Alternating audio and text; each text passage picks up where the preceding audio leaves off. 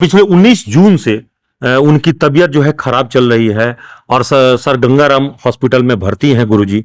तब से उनके बारे में जब भी तबीयत के बारे में आसपास के लोगों को पता चला है, क्या स्थिति है? बहुत चिंतित है लोग, उनके स्वास्थ्य को लेकर बहुत चिंतित है लोग।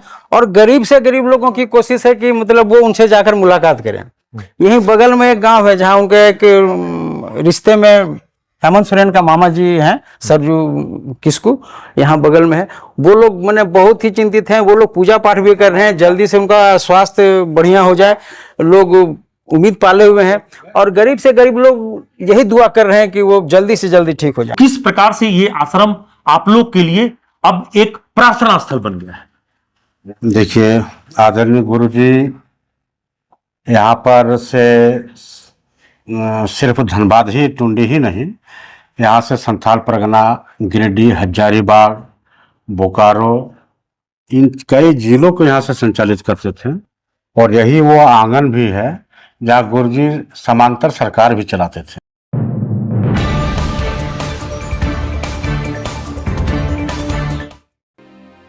नमस्कार, मैं हूं कुंवर अभिषेक सिंह। आप देख रहे हैं न्यूज एएनपी। न्यूज एएनपी के खास स्पेशल रिपोर्ट में हम पहुंचे हुए हैं धनबाद के टुंडी का ये मनियाडी, जो धनबाद मुख्यालय से करीब 30 किलोमीटर की दूरी पर स्थित है। और जहां पे हम पहुंचे हुए हैं, दरअसल मनियाडी थाना से ठीक सामने यही है जहां पे गुरुजी सबसे पहले अपना आश्रम स्थापित किए थे। और गुरुजी यहीं से अपने आंदोलन की शुरुआत किया था, झारखंड आंदोलन का। और यही नहीं बल्कि यहां से निकलकर वो धनबाद पहुंचकर पार्टी की स्थापना किया था। अपने झामुमो की स्थापना जो है गुरुजी ने इसी आंदोलन के क्रम के बाद किया था। कहते हैं कि गुरुजी जब यहां पहुंचे थे तब वो रामगढ़ के नेमरा गांव, यानी कहते हैं कि गुरुजी का जन्म 11 जनवरी 1944 को हुई थी। और नेमरा गांव ये रामगढ़ क्षेत्र में पड़ता है, गोला से ठीक सटा हुआ इलाका है। और वहां से जब ये निकले तो निकलने के बाद टुंडी के जंगल में जब पहुंचे तो यहां के आदिवासी समाज, आसपास के जो सोनोत संथाल समाज था, उन्होंने अपना सबसे पहले नेता बनाया। तब गुरुजी का जो रियल नेम है, आज भी बहुत कम लोगों को पता होगा कि दिशोम गुरु शिबू सोरेन का वास्तविक नाम क्या है। आपको बता दें कि उनका वास्तविक नाम था शिवचरण मांझी। अब आप सोच रहे होंगे कि शिवचरण मांझी गुरुजी कैसे बने, सबसे बड़े आदिवासियों के नेता दिशोम गुरु कैसे बने? तो उसकी शुरुआत यही जमीन है, यही मिट्टी है, यही वो आंगन है जिस आंगन में गुरुजी बैठते थे। और उनका आसपास के आदिवासी समाज यहां पे बैठ के पंचायत होती थी। और इसी पंचायत के माध्यम से वो आदिवासी समाज को एकजुट किए। सब कहते हैं कि आदिवासी समाज में बहुत ज्यादा नशा व्याप्त था और महाजनी प्रथा जो है उससे आदिवासी समाज परेशान था। और आदिवासी समाज को एकजुट करके उन्होंने दो बहुत बड़ा काम किया। एक तो महाजनी प्रथा के खिलाफ एकजुट किया, महाजनों के खिलाफ जो है उलगुलान शुरू किया, लड़ाई शुरू की, और उसका परिणाम उनको मिला भी। और दूसरा, उन्होंने जो आदिवासी समाज में नशा का जो व्याप्त था, लोग दिन में ही नशे में डूबे रहते थे, उसको उन्होंने छोड़ने के लिए अभियान छेड़ा। और ये दोनों अभियान में उनको सफलता मिली। बाद में उनकी एकजुटता का ही परिणाम देखने को मिला। और कहते हैं कि झामुमो की स्थापना के लिए दो अन्य लोग, यानी विनोद बिहारी महतो, जो पढ़े लिखे काफी थे, और उनके साथ में A.K. राय साहब, ये दोनों की जब तीनों की तिकड़ी एक साथ हुई तो कहते हैं कि ये तीनों ने मिलकर 1973 में 4 फरवरी 1973 को झामुमो की स्थापना किया धनबाद में। और आज भी धनबाद में हमेशा गोल्फ ग्राउंड में इसकी स्थापना इसलिए मनाई जाती है। ये पार्टी की स्थापना भी यहीं से शुरू होती है। लेकिन उससे पहले गुरुजी इस आश्रम से बने, जो मनियाडी है, इस आश्रम से बने। और इस आश्रम में हम आपको वो तस्वीरें भी दिखा रहे हैं, क्योंकि ये जो तस्वीर है यहाँ पे देख रेख प्रकाश मुर्मू जो हैं इनके दादा। और यहाँ पे हम आपको तस्वीरें दिखा रहे हैं। देखिए, हम आपको ये तस्वीरें दिखा रहे हैं। देखिए, अभी भी गुरुजी की तस्वीरें यहाँ सामने लगी हुई है। सामने देखिए, गुरुजी की वो पुरानी तस्वीरें ये याद दिला रही है इस आश्रम की। और ये अब भी जो लोग, हालांकि आधुनिक युग में अब जो है चौकी बन गया है, देख लीजिए यहाँ, लकड़ी के चौकी बन गए हैं, पक्के मकान हो गए। लेकिन जब शुरुआती दौर में जब ये रहा था तो एक्चुअल वो चीजें दिखाने के लिए हम आपको दिखा रहे हैं। पक्के मकान इधर है, लेकिन वो कच्चा मिट्टी वाला मकान आज भी अवशेष के तौर पर ही है। आज भी वो खपड़ैल मकान, वो मिट्टी का घर, वो आप देखिए पुराने जमाने का जो घर हुआ करता था आदिवासियों का, वो आज भी है। आज भी आदिवासी समाज में जाएंगे तो ये घर, हालांकि यहां से यहां अब परिवर्तन हो गया है। मतलब ये मिट्टी का घर अब पक्के के घर में तब्दील जरूर हो गया है, लेकिन चीजें आज भी है। आज भी आप देख लीजिए कि इस घर में आपको वो तमाम बकरी, मुर्गा, मुर्गी, बिल्लियां, वो तमाम जीव जंतु जो यहाँ के आदिवासी समाज का उनका धरोहर होता है, वो आज भी देखने को मिल रहा है। अब जरा सा यहाँ पे जो श्यामलाल मुर्मू का जो परिवार देखरेख करने के लिए यहाँ पे रहा करता था, उनके ये परिवार के लोग हैं, हम आइए उनकी पत्नी है श्यामलाल मुर्मू जो उनके मित्र थे, उनसे बात करते हैं। माताजी प्रणाम, जोहार। हाँ जोहार। ये बताइए कि गुरुजी तो यहाँ कितने साल रहे? बहुत दिन। बहुत दिन। तो क्या करते थे यहाँ से? साल बिताए। तो यहाँ से क्या करते थे माताजी? मतलब यहाँ पे पंचायत वगैरह करते होंगे? हाँ आंदोलन करते थे? हाँ हाँ आंदोलन। अच्छा, कितने बार आए थे गुरुजी यहाँ पे? बहुत। अच्छा, से ना दादी को बोलने में दिक्कत हो रहा, आप बता दो, आप क्या क्या सुनी हो उनके बारे में? इतना हम कहाँ से सुने। हाँ, जितना जानती हो आप बताओ। हाँ, जितना आप जानते हो उतना बताओ, क्या क्या आप जानते हो उनके बारे में? मिट्टी नहीं बिल्ले का लिया। अच्छा, देखिए दिक्कत kan tahu nolai tina bisa hor ko hijuk kan ada mitin nek tahu ko dalan kan tahu ko gotra. Jangan mitin ko doy tahu onde. यहाँ पे चूंकि माता जी को दिक्कत हो रहा है, माता जी का नाम क्या हुआ है? बहाली मुर्मू। और आपका? लीलावती। देखिए माता जी को चूंकि बहुत चीजें बोलने में दिक्कत हो रही है। चंद्रशेखर जी यहाँ के लोकल अखबारों से जुड़े हुए हैं और बहुत दिनों से पत्रकारिता के क्षेत्र में लिखते रहे हैं। हम इन्हीं से बात करते हैं। सबसे पहले तो आप हमें बताएं कि गुरुजी यहाँ कब आए, कैसे उनकी शुरुआत हुई, थोड़ा संक्षिप्त में उनके बारे में बताएं। गुरुजी नेवरा से 1970 के आसपास में धनबाद आए थे। धनबाद में जब वो उनका पहली बार आगमन हुआ तो धनबाद के अभी पूर्वी टुंडी बन गया है, पहले पूरा टुंड एक ही था।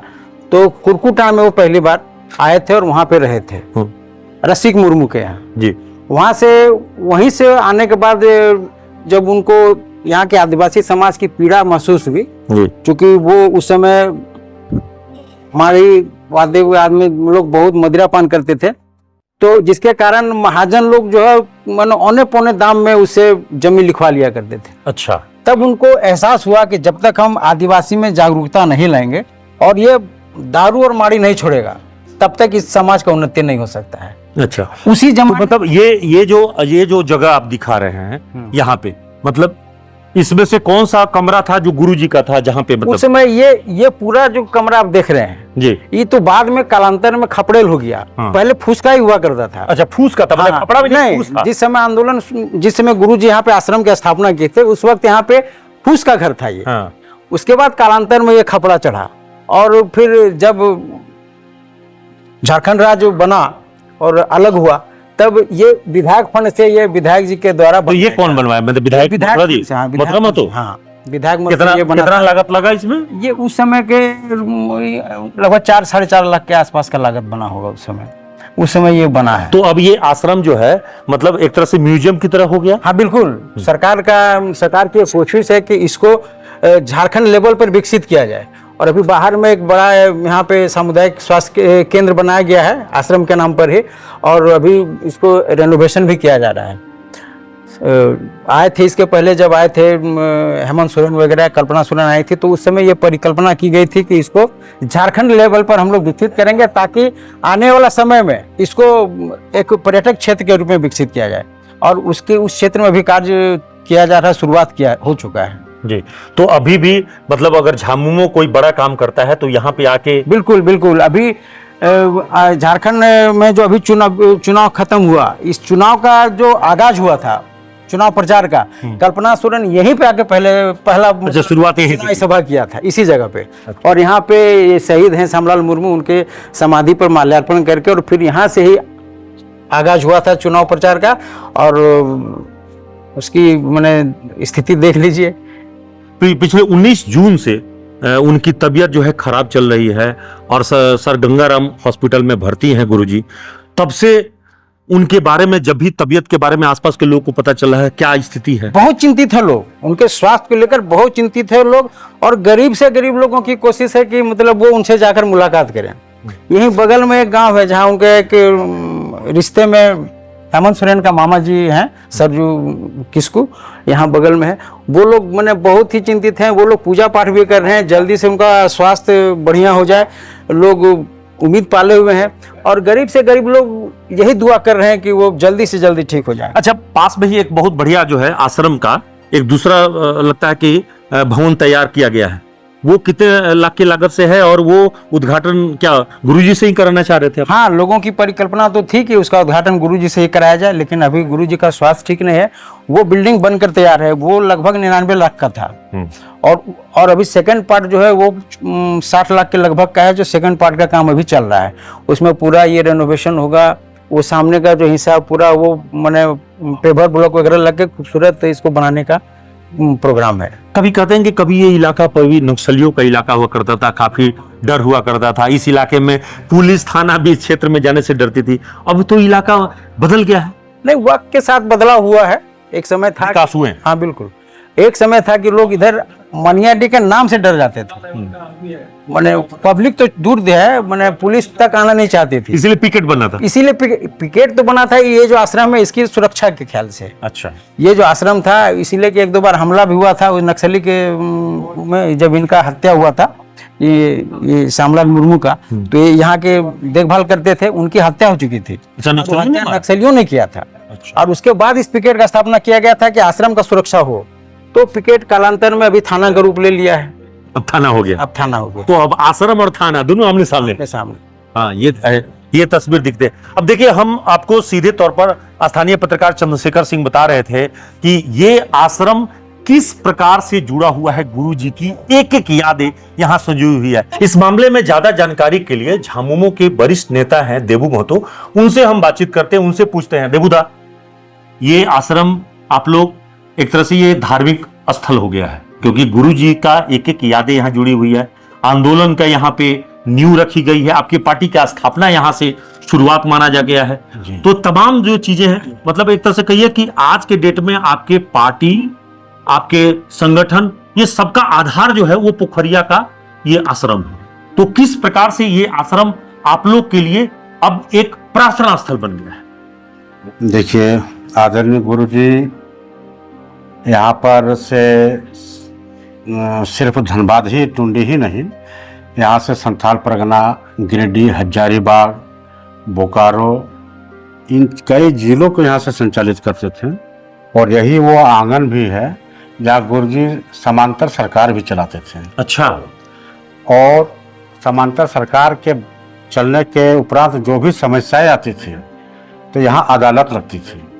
अच्छा, अदालत, जनता का अदालत, जनता की अदालत लगती थी। उसमें कोई किसी भी एक्टिविस्ट को कुछ कहने का, अगर समाज के बीच में बोलने से वो परहेज करते थे, तो उनके लिए एक पीपी ऑथेंटिक दिया जाता था कि आप उनको बताओ, वो यहाँ पर समाज को बताएंगे। अच्छा, वो व्यवस्था जो आज न्यायपालिका में है उससे बेहतर व्यवस्था गुरुजी ने यहाँ पर दी थी। मतलब जो मतलब पुराने समय में जो पंचायती था, बहुत सारे ऐसे महिला पुरुष भी होते थे जो कुछ बातों को समाज के बीच नहीं रख पाते थे। उन लोग को महिला दिया जाता था कि उनसे आप बात करके समाज में उस बात को रखो ताकि उसको न्याय दिलाया जा सके। गुरुजी दो काम, बड़ा काम किए, एक महाजनी प्रथा का समाप्त करवाने में जी, और दूसरा दारू छोड़वाने में। नशा के विरोध में जो उन्होंने अभियान चलाया था उसमें काफी सफलता मिली।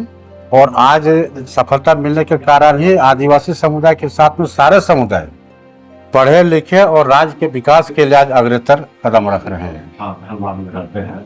यहाँ से कई जिलों का जो संचालित होती थी, उस समय भी वारंट हुआ करता था समांतर सरकार में, न्यायपालिका में। लेकिन कहेंगे गुरुजी उस वक्त में लड़ते लड़ते पुलिस का केस इतना ज्यादा हो गया था कि वो लगातार भागते फिरते रहना पड़ता था, उनको जंगलों में छिप कर रहना पड़ता था, कार्यकर्ताओं के घर में रहना पड़ता था। जी जी, देखिए बात ऐसा है, न्यायपालिका और विधि पालिका तो अपना काम करती है, आज भी कर रही है, लेकिन तो आंदोलन के कारण केस होते गया, आंदोलन के कारण केस होते गया। जैसे हम लोग को भी झारखंड आंदोलन के क्रम में कई केसें हुई। तब तो बिहार था ना ये पूरा इलाका? जी जी, ये बिहार था। तो झारखंड के आंदोलन शुरू हो गई। जी, झारखंड आंदोलन का शुरुआत ही यही से हुआ, क्योंकि यहाँ से जो समांतर सरकार चलती थी और उधर हमारे आदरणीय विनोद बाबू अपने शिवाजी समाज चलाते थे, कॉमरेड राय साहब मजदूरों के हित के लेकर के संगठन चलाते थे।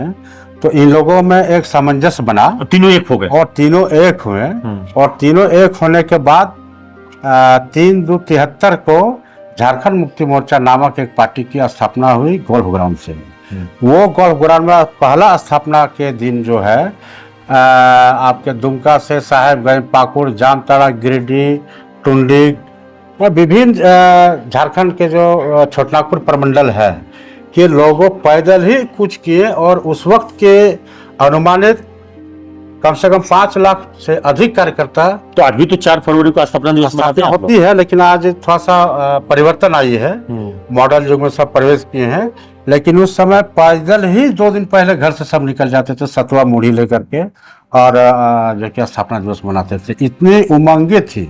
आज चूंकि उनकी हालत नाजुक बनी हुई है, जी जी, बतौर कार्यकर्ता जब से आप लोगों को खबर मिला है कि वो दिल्ली के अस्पताल के आईसीयू में भर्ती हैं, हालत बहुत खराब है और उनके ब्रेन स्ट्रोक हुआ है, तमाम तरह की दिक्कतों का सामना करना पड़ रहा है, पहले से उनको डायलिसिस चल रहे हैं, तो ऐसी स्थिति में कार्यकर्ता के लिहाज से आपके लोगों के मन में क्या व्यथा चल रही है? क्या हम लोग का पीड़ा तो काफी है, जो शब्दों से हम लोग बयान नहीं कर पा रहे हैं।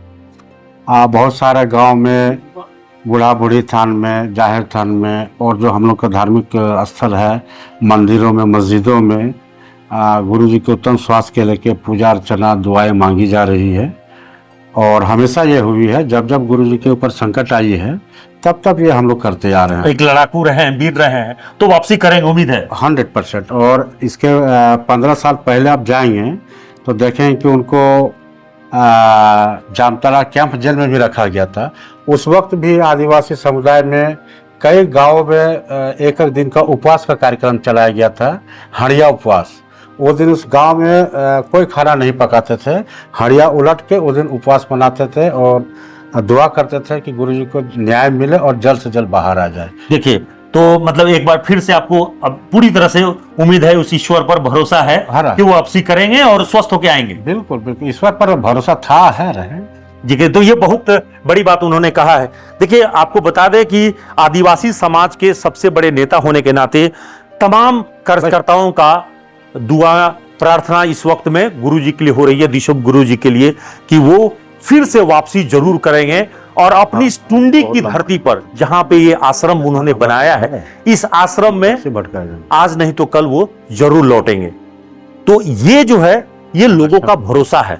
गुरु जी के बारे में आपको बता दें कि 2004 में वो केंद्रीय कोयला मंत्री रह चुके हैं और गुरु जी धनबाद के दृष्टिकोण से अगर आप देखेंगे तो झारखंड में उनकी सबसे बड़ी रसूख इसी बात का है कि गुरु जी स्वयं मुख्यमंत्री रहे।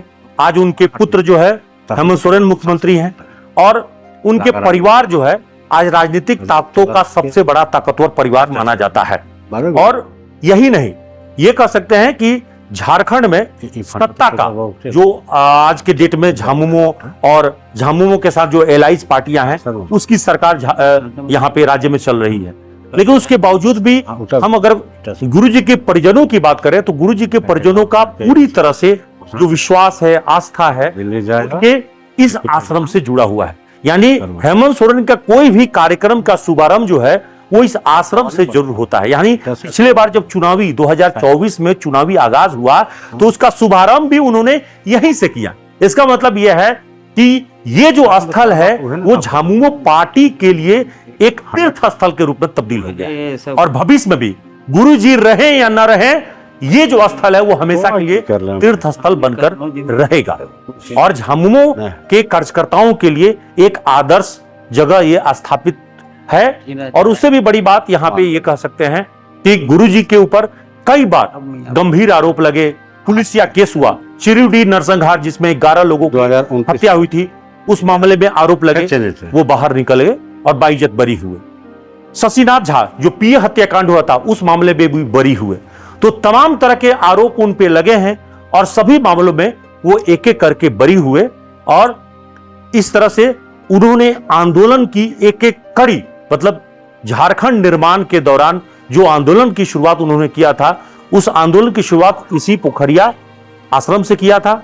बिहार उस वक्त में था तत्कालीन बिहार, और उसी बिहार के अधीन यह था।